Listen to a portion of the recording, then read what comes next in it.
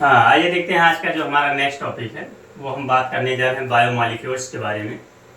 और बायोमॉलिक्यूल्स में हम देखेंगे आज कार्बोहाइड्रेट। तो सबसे पहले देखते हैं कि बायोमॉलिक्यूल्स होते क्या हैं। तो जैसा कि हम जानते हैं कि बायोमॉलिक्यूल्स मीन्स होता है जैविक अणु। ठीक है, क्या होता है? जैविक अणु।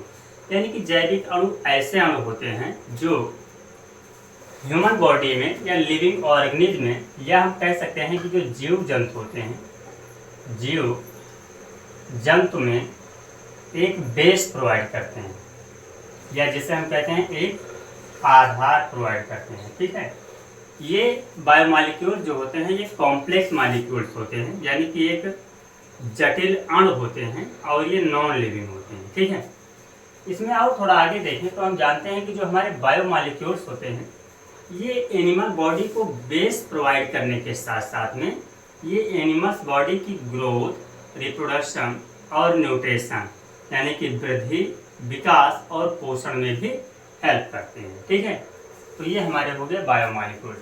अब बायोमॉलिक्यूल्स के बाद में दूसरा हम इसे में देखते हैं कार्बोहाइड्रेट। तो आइए सबसे पहले हम देखते हैं कि कार्बोहाइड्रेट होता क्या है। कार्बोहाइड्रेट, तो जैसा कि हम जानते हैं कि जो हमारा कार्बोहाइड्रेट होता है ये पॉलीहाइड्रोक्सी एल्डिहाइड एवं पॉलीहाइड्रोक्सी कीटोन के मॉलिक्यूल्स होते हैं। ठीक है, यानी कि यदि इसमें एल्डिहाइड ग्रुप देखें तो जो हमारा पॉलीहाइड्रोक्सी एल्डिहाइड ग्रुप होता है, एल्डिहाइड ग्रुप होता है, इसमें CHO होता है। और ये जो हमारा दूसरा है पॉलीहाइड्रोक्सी कीटोन, यानी कि जो हमारा कीटोन ग्रुप होता है उसमें हमारा होता है C डबल बॉन्ड O, यानी ये क्या है?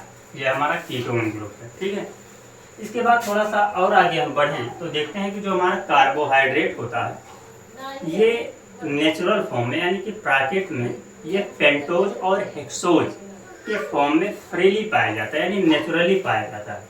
अर्थात हम ये कहना चाहें कि यह नेचुरल में या प्राकृतिक में जो नेचर में पाया जाने वाला कार्बोहाइड्रेट है तो वो हमारा होता है पेंटोज।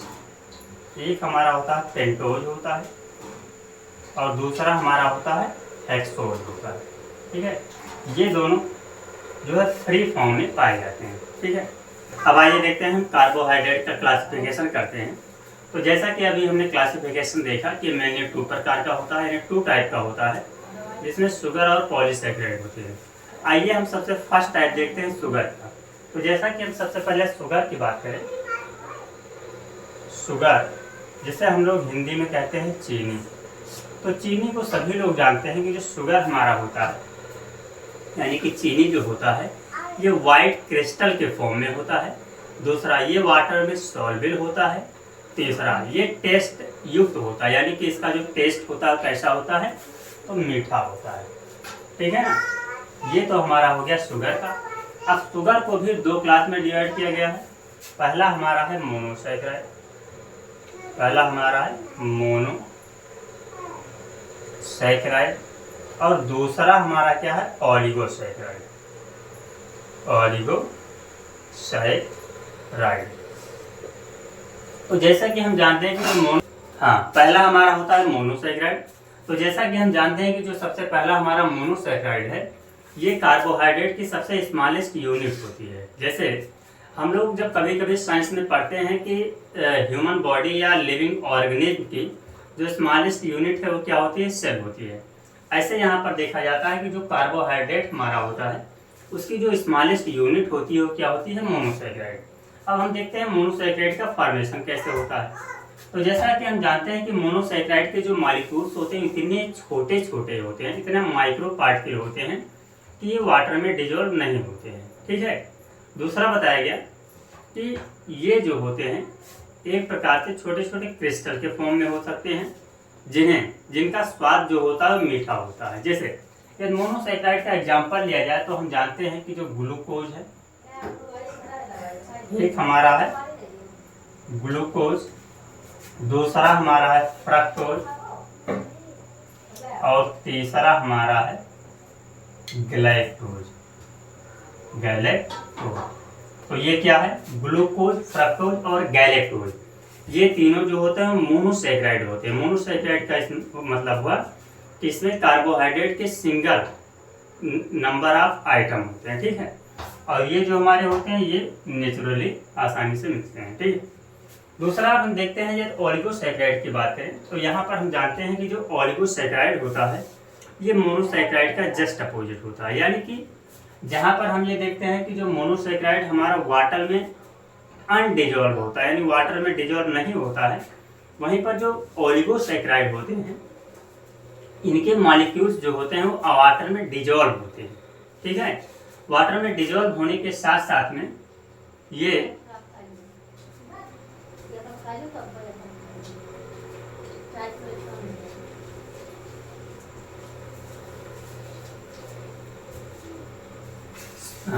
डिजॉल्व होने के साथ साथ में इनका ब्रेकडाउन हो जाता है, यानी कि वाटर हाइड्रोलिसिस होता है।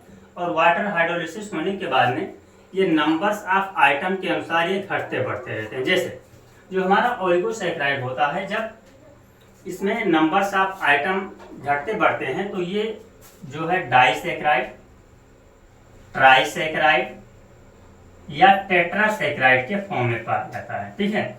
जिसमें डाइसैकेराइड का बेस्ट एग्जांपल देखें तो इसका जो बेस्ट एग्जांपल है वो है सुक्रोज। सुक्रोज यानी सुक्रोज किसका बेस्ट एग्जांपल है? तो सुक्रोज जो है वो डाइसैकेराइड का बेस्ट एग्जांपल है। दूसरा ट्राइसैकेराइड के बारे में बात करें तो ट्राइसैकेराइड में हम जानते हैं कि रैफिन हो जाता है। क्या है? रैफिन हो जाता है। और ये टेट्रासैकेराइड तीसरा हमारा है टेट्रासैकेराइड की बात करें तो टेट्रासैकेराइड में हमारा आता है स्टेरिएज, ठीक है। ये तीनों इसका बेस्ट एग्जांपल हो गया। तो ये जो तीनों है डाइसैकेराइड, ट्राइसैकेराइड और टेट्रासैकेराइड, यानी कि डाइसैकेराइड में जो नंबर ऑफ कार्बोहाइड्रेट के आइटम होते हैं वो 2 होते हैं, ट्राइसैकेराइड में नंबर ऑफ कार्बोहाइड्रेट के आइटम 3 होते हैं और टेट्रासैकेराइड में नंबर ऑफ कार्बोहाइड्रेट के आइटम 4 होते हैं, ठीक है। डाइसैकेराइड का बेस्ट एग्जांपल सुक्रोज, ट्राइसैकेराइड का बेस्ट एग्जांपल रैफिनोज और टेट्रासैकेराइड का बेस्ट एग्जांपल हमारा स्टेरिएज हो गया, ठीक है। तो ये हमारा हो गया शुगर की जो दोनों एग्जांपल है मोनोसैकेराइड और डाइसैकेराइड का।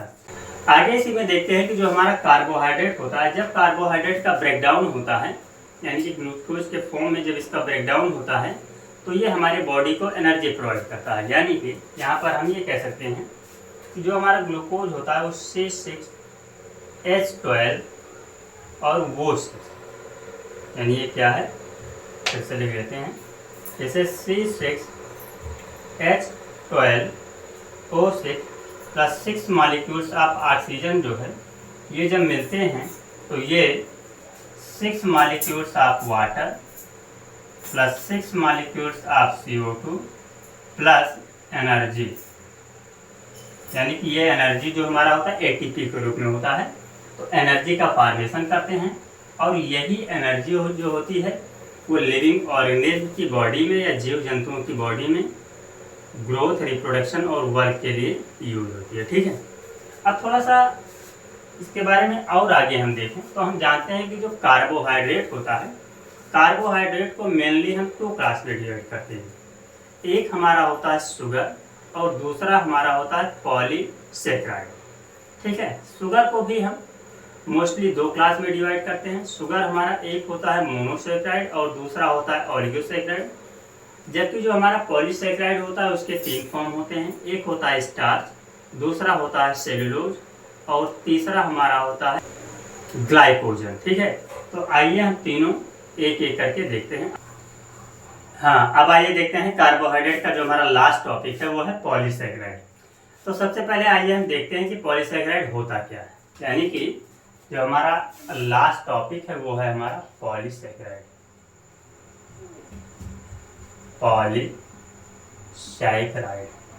तो जैसा कि हम जानते हैं पॉलीसैकेराइड के नाम से ही पता लगता है कि इसमें जो कार्बोहाइड्रेट के मॉलिक्यूल्स होते हैं वो 2 या 2 से अधिक नंबर में हो सकते हैं। यानी कि पॉली का मतलब हुआ कि 2 or more molecules of carbohydrate. तो यहाँ पर हम देखते हैं कि जो हमारा कार्बोहाइड्रेट का मॉलिक्यूल्स होता है तो इसमें देखा जाता है कि जब वाटर का हाइड्रोलिसिस हो जाता है, यानी कि जब वाटर की कमी होती है, वाटर की कमी हो जाने के कारण जो हमारे मोनोसैकेराइड के यूनिट होते हैं उसके मॉलिक्यूल्स एक दूसरे से जुड़ते रहते हैं, और जब मोनोसैकेराइड के मॉलिक्यूल्स एक दूसरे से जुड़ते रहते हैं तो लास्ट में जाकर के एक लंबी सी चेन बना लेते हैं, और इसी प्रकार की चेन को हम क्या कहते हैं? पॉलीसैकेराइड कहते हैं।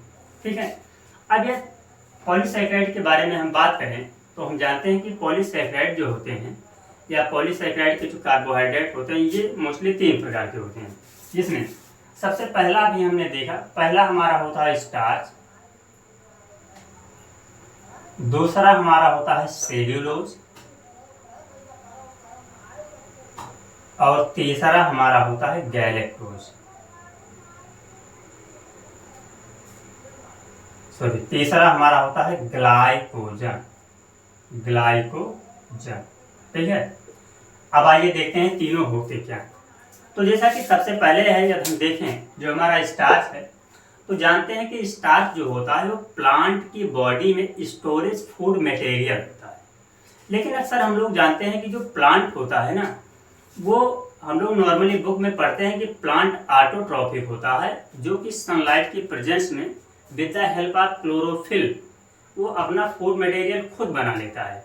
लेकिन यहाँ पर हम लोग देखते हैं कि जब प्लांट जो है वो डे टाइम यानी कि दिन के समय में सनलाइट की प्रेजेंस में अपना भोजन बना लेता है, लेकिन नाइट में सनलाइट ना होने के कारण उसे जिंदा रहने के लिए फूड मटेरियल को इनटेक करना पड़ता है, और रात में वो जो फूड मटेरियल को इनटेक करता है या फीड करता है अपने सर्वाइबिलिटी के लिए या जीवित रहने के लिए, वो फूड मटेरियल नाइट में स्टार्च के रूप में क्या होता है?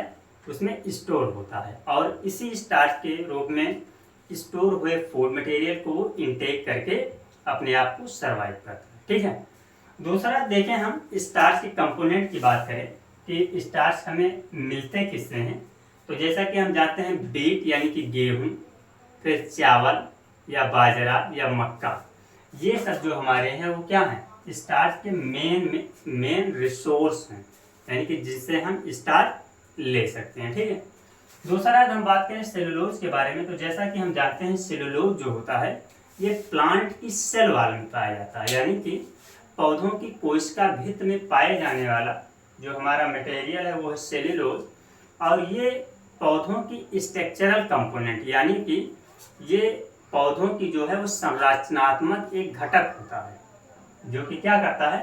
पौधों की संरचना के लिए बहुत ही इम्पोर्टेंस होता है।